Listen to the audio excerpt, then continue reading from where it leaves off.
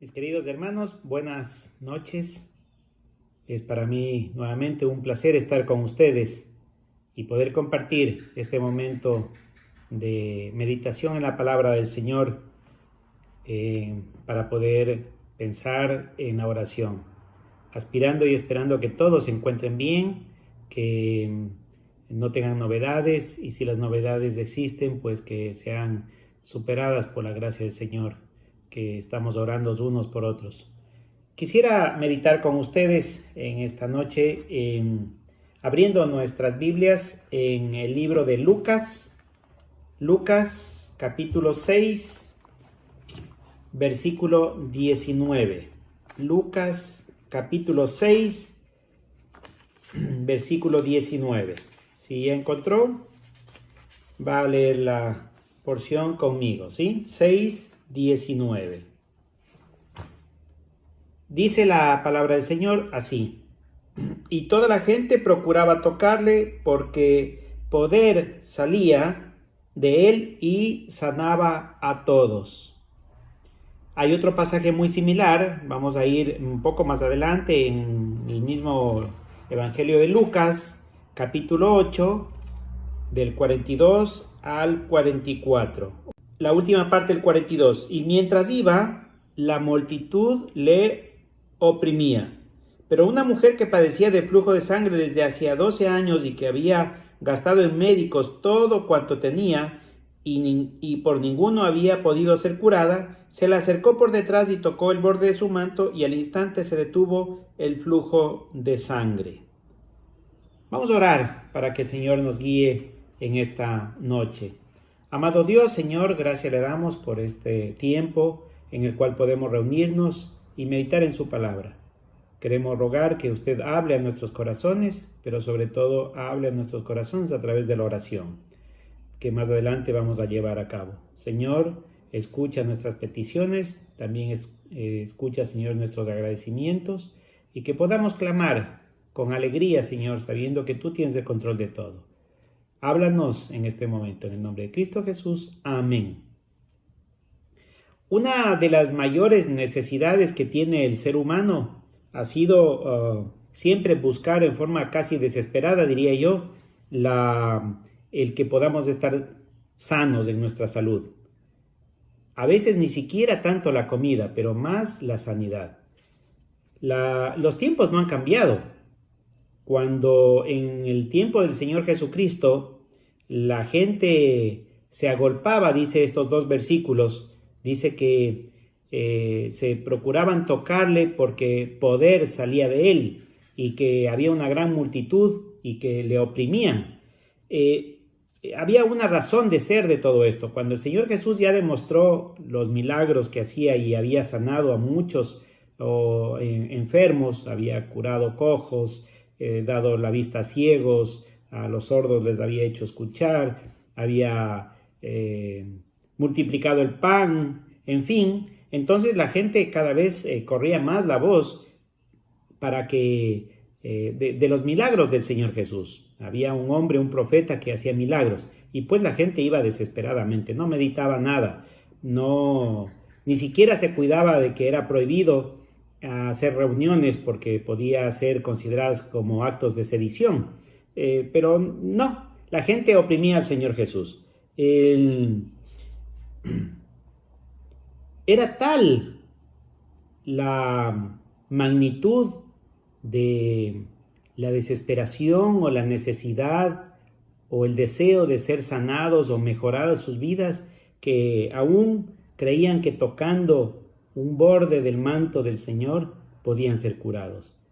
Esto me lleva a pensar que hoy en día algunas religiones y sobre todo la religión católica ha llegado al punto de tener imágenes en las cuales la gente toca para ser curados y sanados. Pero no nos vayamos tan lejos. Entre los evangélicos hay algo muy parecido. Quizás no tenemos una imagen, quizás buscamos al Señor de otras maneras y quizás tocamos como por ejemplo esto, la palabra de Dios. Creemos que al leer la Biblia o al ver un versículo o al estar asistiendo a la iglesia o al estar cerca de las cosas espirituales, va a salir poder de Dios para sanarnos. Pero la Biblia no dice eso, no enseña que el Señor vino necesariamente a sanar y a curar a todos los enfermos. Él vino a salvar al mundo de su pecado. Lo que me apena hoy en día en el mundo cristiano y a veces en nuestra iglesia o más que nuestra iglesia en otras, en los cristianos que nos rodean, es ver que buscamos al Señor no por lo que Él es, sino por lo que Él nos puede dar. Le seguimos a Cristo solo por la comida, por el vestido, por las comodidades, por la sanidad.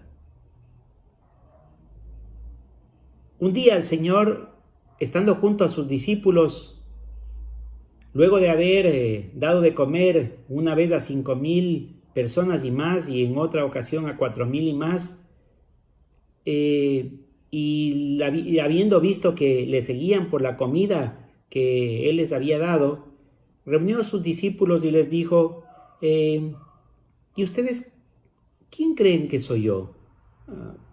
Y el apóstol Pedro,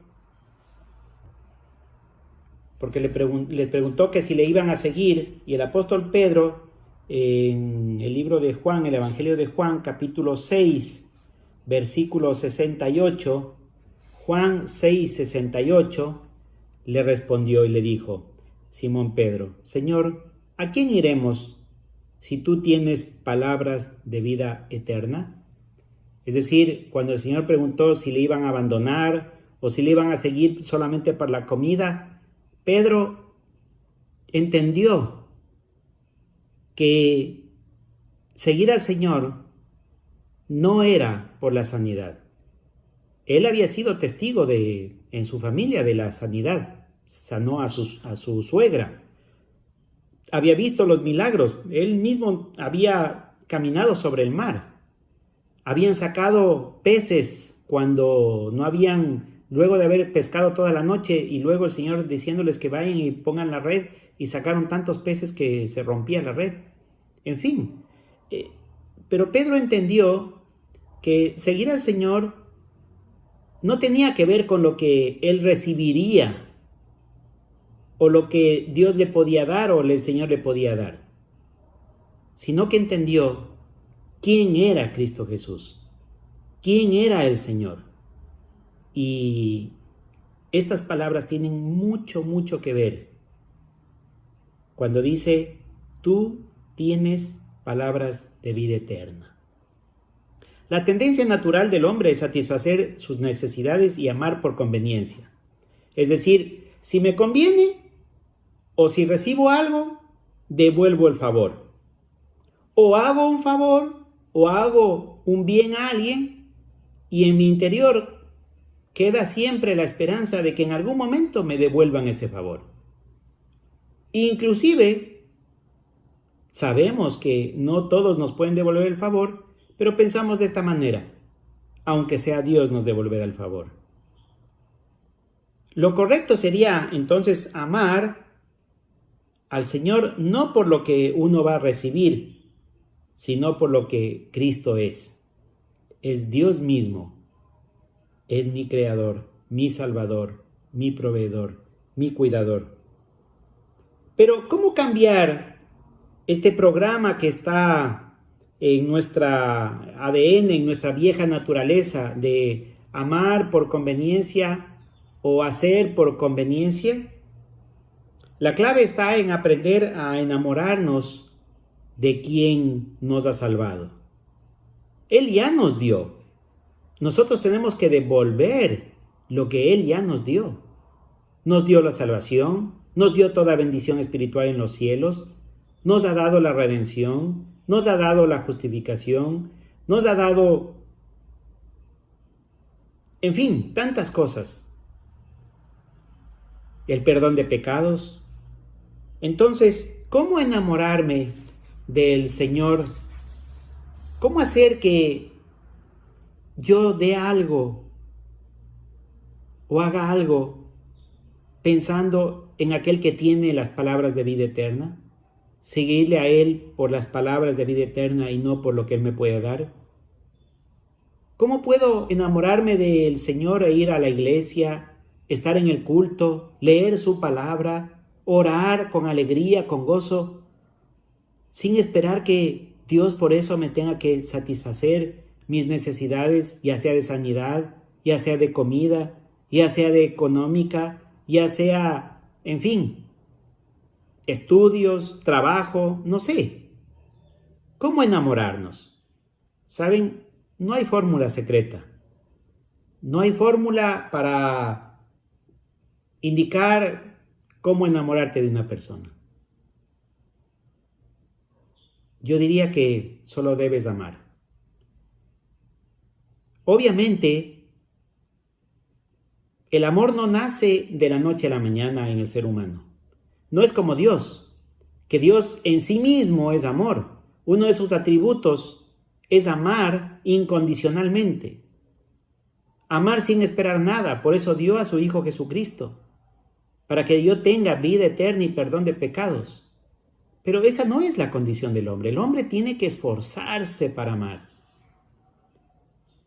La mejor manera de amar a una persona es cuando la vas conociendo.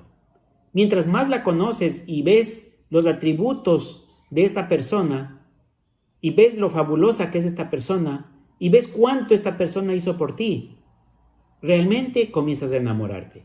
Comienzas a darte cuenta que debes inclusive dar tu vida por esta persona. Entonces, para amar al Señor y gozarnos en orar, gozarnos en leer la Biblia, gozarnos en estar en la iglesia, entre hermanos, ¿qué debo hacer? Pues meditar en su palabra. Porque dijo el apóstol Pedro: Señor, tú tienes palabras de vida eterna. Y solo en la palabra de Dios, solo en la Biblia, está la palabra de vida eterna. Y solo ahí está el Señor. Él se manifiesta a través de su palabra, no de otra manera. No hay otra manera en que se manifieste. Obviamente se manifiesta a través del Espíritu Santo que mora en nosotros y que nos ilumina a entender su palabra. Pero en sí mismo la palabra es Dios. Dice en el Evangelio de Juan: en el principio era el Verbo, y el Verbo era con Dios, y el Verbo era Dios. O en el principio era la palabra, y el mundo fue creado por la palabra de Dios. Y Dios es palabra en sí mismo, es verbo o acción. Entonces, ¿cómo enamorarnos del Señor?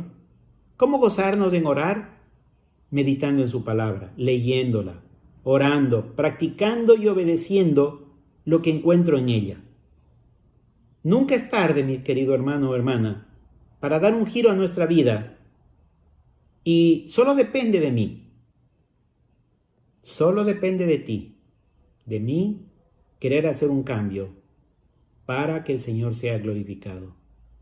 Y no como tantas personas de esas multitudes que le oprimían, esperanzados en tocar el borde de su manto para poder ser sanados. ¿Estás esperanzado que la palabra de Dios, leyendo la palabra de Dios, vas a recibir algo? ¿Esperanzado por ir a la iglesia vas a recibir algo? No, que no sea esa tu motivación, que no sea mi motivación esa, que mi motivación sea estar enamorado del Señor en su palabra. Que el Señor guarde y bendiga sus vidas a través de la oración esta noche. Amén, mis queridos hermanos.